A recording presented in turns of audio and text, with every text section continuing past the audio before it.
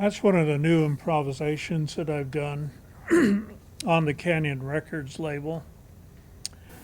And it's probably, well, I would say it's the latest in what I've been doing over time. I've had many students who've worked with me, and much of the problem is they want to get spiritual with the music. And many of us, of course, who work in the music industry and who do work with other musicians, let's say in chamber ensembles or small chamber orchestras or in full-size symphonies, it's very important to be able to read. And it's very important to be able to work all of the embellishments of the instrument that I work with. And I guess I have sort of an edge on everyone because I came out of the brass tradition. Mm-hmm. And so those improvisations, like the one I just completed, are in a specific key, utilize a lot of the embellishments that you would find on trumpet or baritone or, you know, any of the other valved brass instruments that play. And then add the sort of long tones. I don't like to do a lot of long tones even when I'm working with effects units because it sort of detracts from the intention of the statements that I'm doing. Mm-hmm. And so that improvisation, I would say, is actually in the key of C sharp minor, mm-hmm. the key of E major, and is based on actually being right here in this environment at this moment in time. So. And that would be anywhere you are, wherever you're playing that would be applicable? It would depend on whom I am performing for. If I were in a traditional setting with a number of northern, central, or southern plains people, then I would have to vary my performance song-wise to include traditional songs that come from their communities. And so that makes it a little difficult because I would much rather have them hear the sound of the instrument, you know, as it exists today, rather than hearing what it might have sounded like in the old days on old-time instruments that were mm-hmm. handcrafted, you know, and they were not keyed. I call it an arbitrary tuning system. Mm-hmm. And the musicians or the performers who use those instruments would attempt to emulate the vocal music of either portions of a ceremony or a personal song that somebody liked. And then so that made it a little more difficult because without a background in the music discipline, you know, well, I don't know, it playing somewhere in here, I think I can match the sound of the instrument to your voice. Where with the instruments I work with, well, the standard 12-tone system works. The major scales, which I'm not able to play, but all the minor scales and the modes allow me to find something that is very close to the sung voice, mm-hmm. and then I can emulate that a little bit. If it's a requirement for an event that's going to happen occasionally, then I'll go and write it all out. Find a melody line, and maybe I'll find a vocalist who will sing the part, mm-hmm. and then we'll transfer it to indigenous flutes. And so with this piece, of course, it's listening to what's going on here in this environment, including the helicopters and the planes. So, right. And try to mix that into, you know, what would eventually end up maybe as a mix down. Well, you know, you mentioned how the students that you're working with are so much more tend to lean more towards the spirituality of playing the instrument. Is that right? Many of the people that I've worked with before, all of the 410 students, have no music training. And so, you know, when I began all of these workshops, it was primarily to give individuals a little bit of an edge over wanting to play the instrument and having it sound good. And so I developed a tablature system based on the standard fingering technique of the concert flute in C, if they were interested. And then,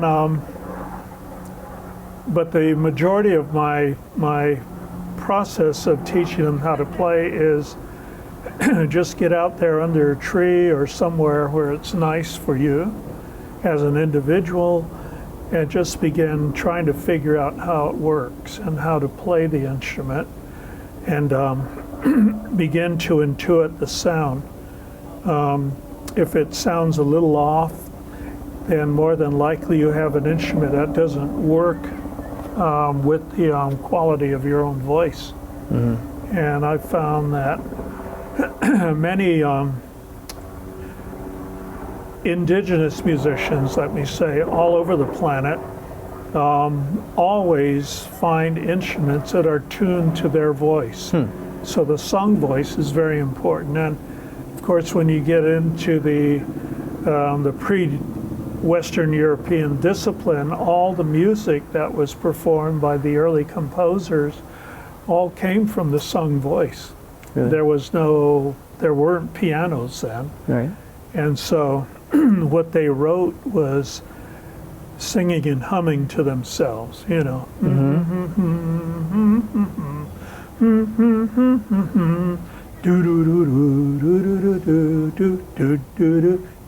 Oh, that sounds good. But I'll move this last pitch down a little and have instruments play it. And of course, the instruments weren't disciplined very well either. So you found some brass or string player who made an instrument that was very close to A.0435. And that is the standard of music everywhere in the world except for the United States, where we play an A440, and most musicians worldwide say that particular pitch of tuning is too strong, and it doesn't sound wonderful and relaxing. The music sounds very clinical and, you know, right down the line and very sharp. Right. So I said, well, the native flutes will probably work that way because they're, you know, whoever made them just made them and didn't pay any attention to tuning, or is this the correct pitch that I'm starting on? How do I do this? I'll just make it. And then you learn to play it. So of late, you know, most people I've worked with is find the instrument that sounds like you, like your sung voice. And it'll be very easy to play at that point. That's really fascinating. Is that something that you came to appreciate? Well, obviously from your studies, you've gained that awareness, but where did that really resonate with you? At what point in your life did that, because you studied brass first, right? Yeah. And then how did you become aligned with this, your instrument? That could be a very long story, but let me say, I began in an elementary school being handed a cornet. And I said, I don't like that. It looks like a piece of plumbing. It goes under the sink, you know, somewhere. And the person said, no, take it home and try it a little bit. But in the meantime, which instrument did you like, or would you have liked to play? And I said, those two in the boxes. the flute, the C flute, and the piccolo. I said, those are the instruments I like.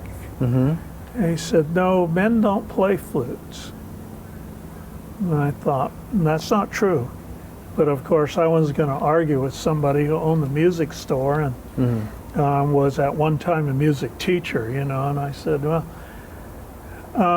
okay, well, I'll try this. So I spent a lot of my time getting the brass discipline down, went to many different high schools because I was traded around family-wise. So, and at the time, we were living in what's called an extended family system, where I was traded by my parents to relatives, either my father's relatives or my mother's relatives, so I could, you know, live with other members of our whole bloodline, I guess it would be.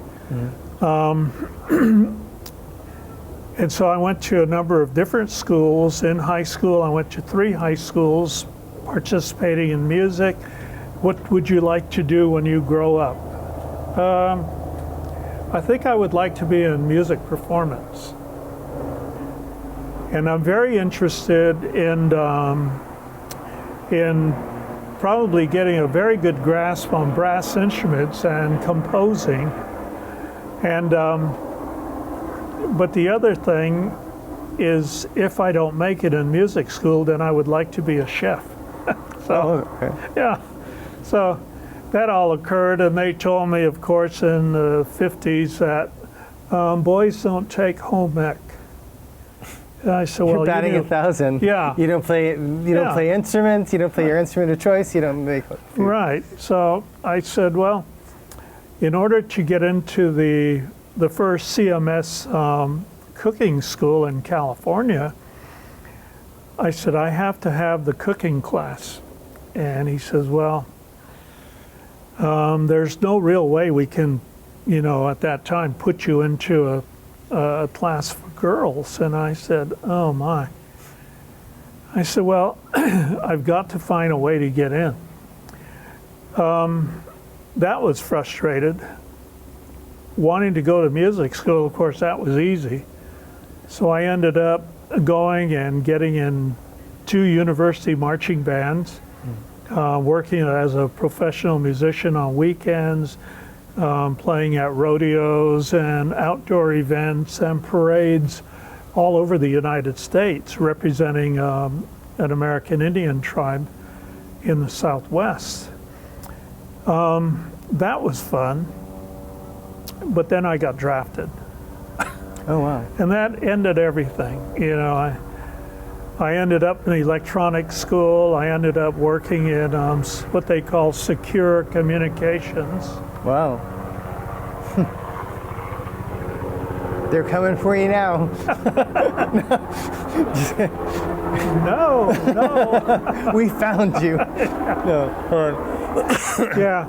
So I ended up, you know, going to San Diego, getting involved in the communications school there, and then being shipped out to Pearl Harbor in Hawaii so I could work underground in a facility where all the generals and admirals of that time in the 60s, you know, would gather, and then they were running the Vietnam conflict in Southeast Asia.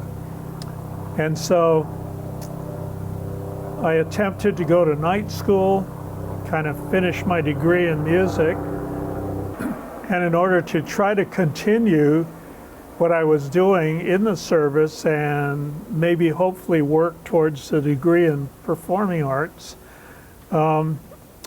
I tried to join the Royal Hawaiian Band when I was there. And I made it through the auditions and everything as a solo trumpeter. But the director said, well, everything was perfect. I'd love to have you in our band, but you're not Hawaiian. My God, everywhere you go. Yeah. It was And trying I to said, belong. well, geez, what else? I said, well, my name kind of sounds Hawaiian. I have friends who own an electric company in Honolulu. Yeah. Raymond T. Nakai's electric company. I said, and I know them, so maybe we could work a little thing here. Yeah. And he said, no, we can't do that because most of the musicians come out of the traditional high school and college over there in Hawaii. So I said, well, okay, well, thank you very much for the opportunity.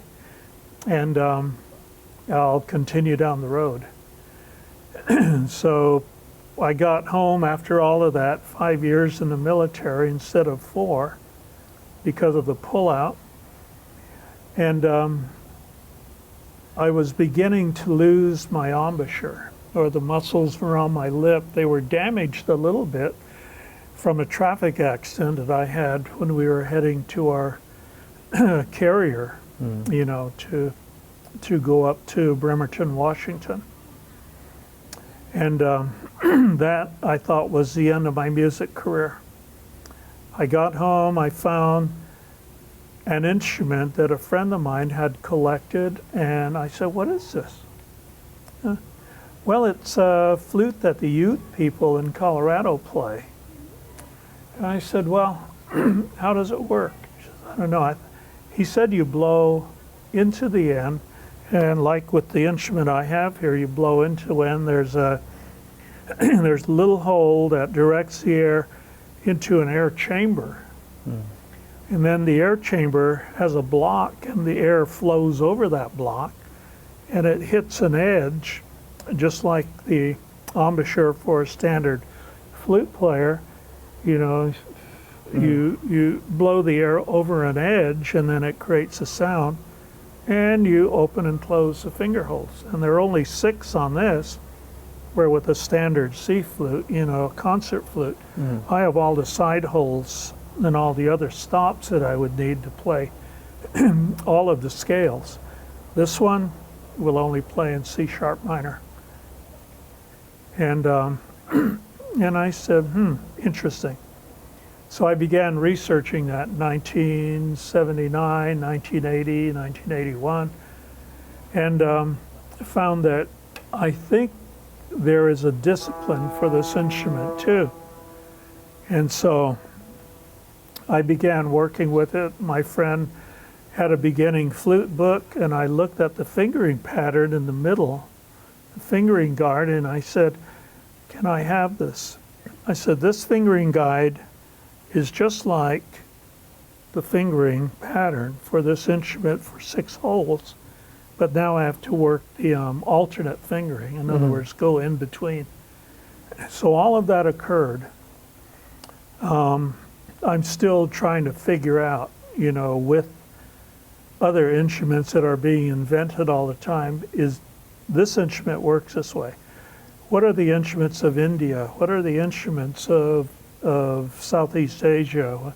And I wished I had gone to Vietnam, because then I would have all the instruments of that cultural region and say, here's a flute from the Hmong people, here's a flute from the Mai people, and this is how they play it.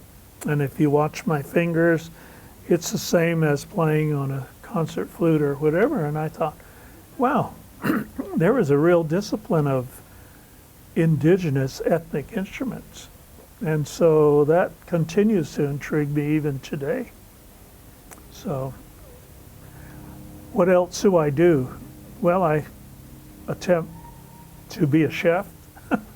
I cook for my very best friend now, and I learn how to mix and blend different spices so I can make the food really good. And I thought, you know, musicians should be chefs, because we mix and blend tonal qualities of different instruments. And if you're a composer and you're working with different instruments of the orchestra or chamber ensemble, you want to make them sound good and feed them the sound of the instruments working together.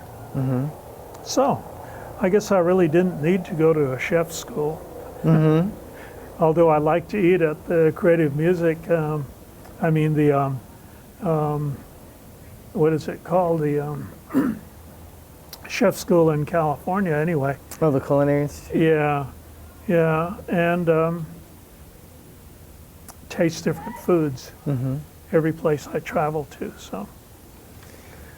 So your whole journey seems like it took a long time to find out what the best expression of yourself was. I think, yeah, for myself, I was actually on a road, let's say, to self-discovery.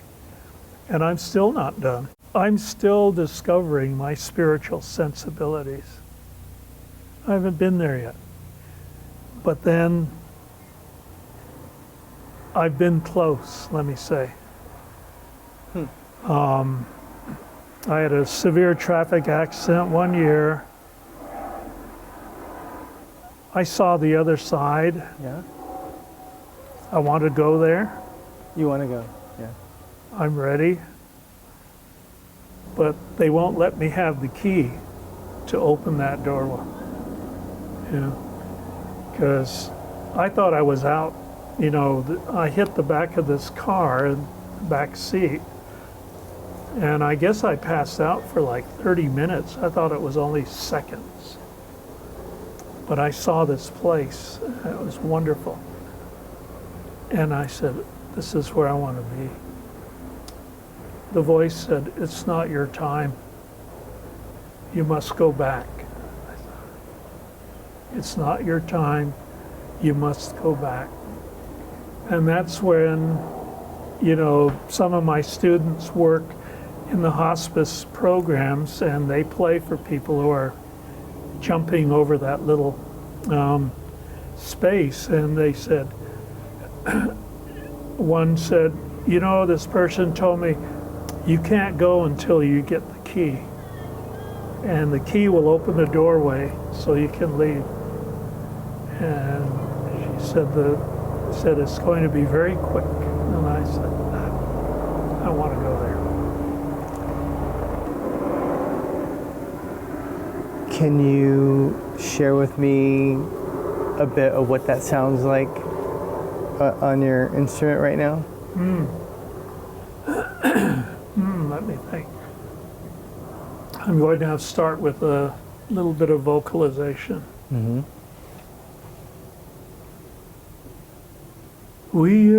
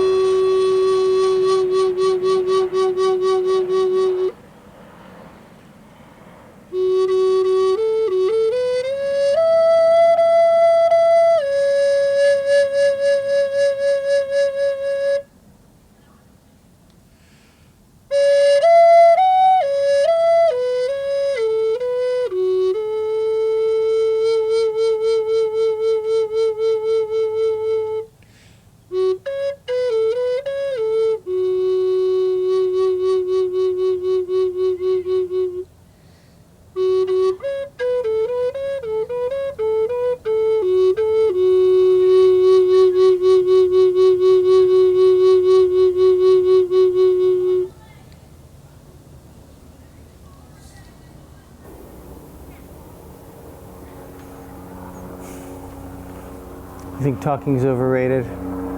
Yeah.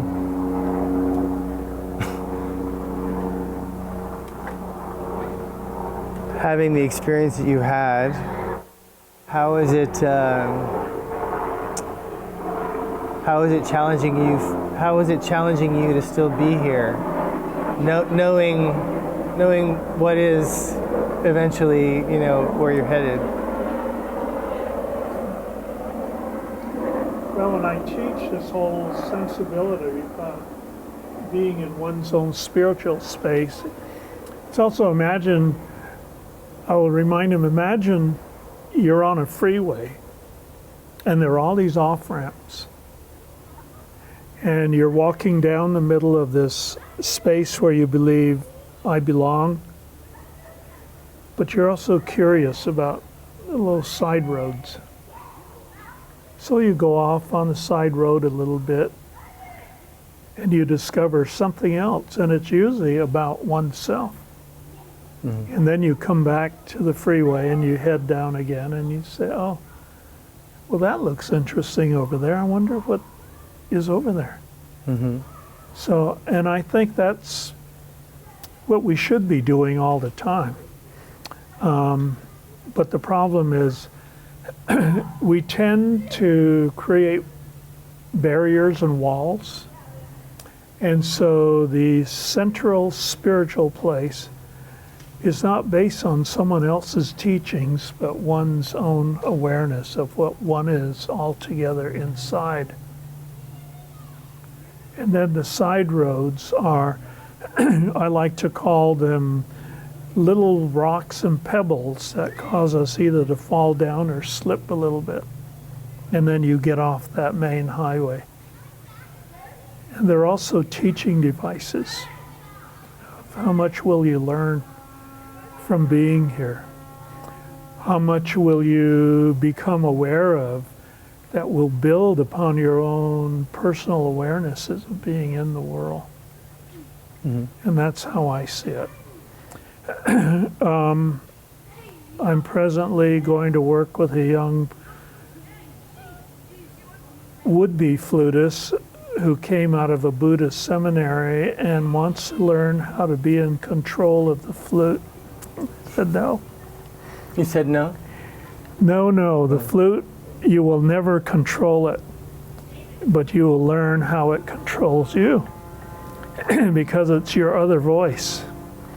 And so when you speak to yourself with that instrument and you become aware of how the pitches that you produce, that sine wave pattern goes out and it influences all the people around us.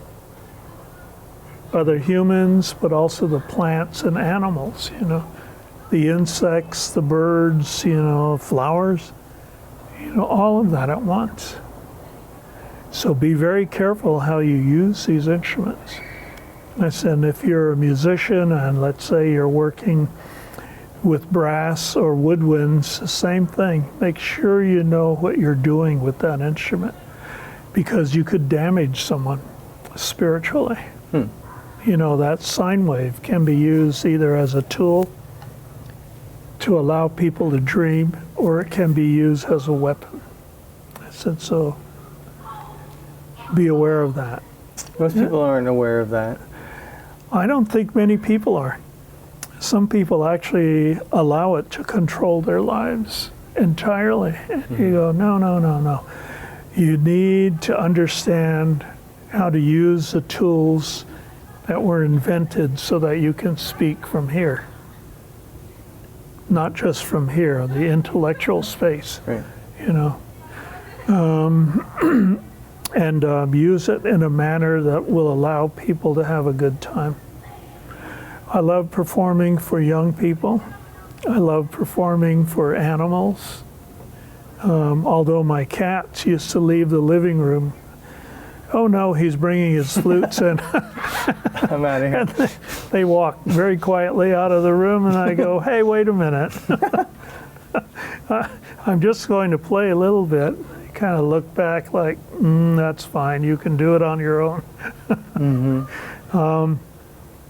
And I'll have more times than not, if I'm playing in a public space, let's say a park or near a playground, young people will come over and just sit. And, you know, the true philosophy about life and everything is that when you're new to this reality, this physical reality, children still have that connection to the spiritual essence of where we came from, what their life was before. And I think what the flute does, this particular instrument, is it allows them to dream a little bit about maybe an inkling of what they might have been or were, and then they usually come up and go, "What is that? You know, I've heard that sound before." I said, "Yeah, more than likely." That's really more special. than likely, yeah. Yeah. And every culture on the planet, same thing again. I play flutes, I've been thither and yon, let's say. And I'll always have people come and say, "Oh, I really just love that sound. It reminds me of." Yeah. I go, "Yes, you've heard it before. Every culture on the planet have heard flutes."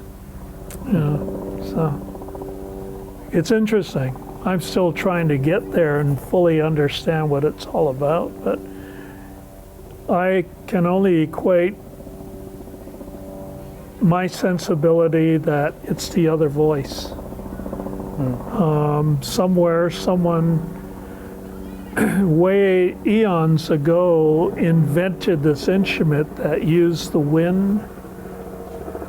And in one of the indigenous philosophies that I carry, it says our body is made up of 7 winds. And, you know, the winds of hearing, of seeing, of the intellectual, biochemical thing going on in the brain, your breathing in and out, the heartbeat, the arteries and veins squeezing, to keep that heart beating, and to send the motion of the liquid through our sensibility or our body. All of that makes a sound. And they said, those are the 7 winds of life. I said, wow. Okay. So write it down real quick. Remember this. Yeah. Yeah, everything is breath. Yes, everything. The trees, the flowers, Yeah. everything. And it's just such an amazing thing. And I work all the time attempting to be in that space. But, even in reality, being in that space is quite important for me. Because that gives me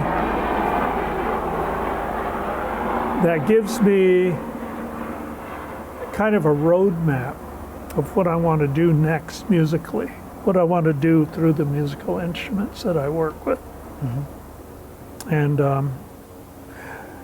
I'll use many of those phrases, little patterns when I do any of the music, working with other musicians, working with percussionists, talking to people in lecture programs, and just pick the instrument up and just begin playing something and go,